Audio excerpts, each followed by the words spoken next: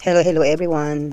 Nata diri sa garden, nag-video og sa dihang nakita nako ang bougainvillea sa likod, si bougainvillea.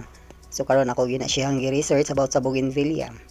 Bougainvillea is a genus of thorny ornamental vines, bushes, and trees belonging to the four o'clock family. So four o'clock family, so unsa ibot pasabot ana. So akong gi-research ang four o'clock family like bougainvillea is mag-bloom pala siya late afternoon. So nabilong siya sa 4 o'clock family. So ang bougainvillea pod na akong amahan nanggo na gyud ko gihan kayo 78 years old. Ang bougainvillea dili ni siya native diri sa Philippines.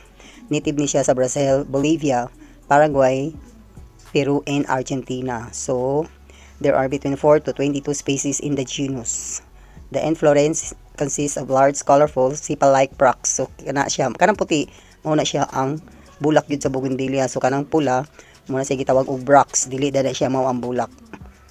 Muna siya for your information about bougainvillea.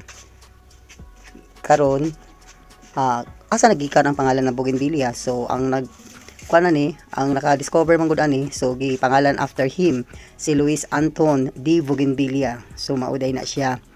Muna karon ang atong na discover na siya after it was documented from 1729 to 1811. So bougainvillea apelyido din na siya sa naka-discover ani nga bulak.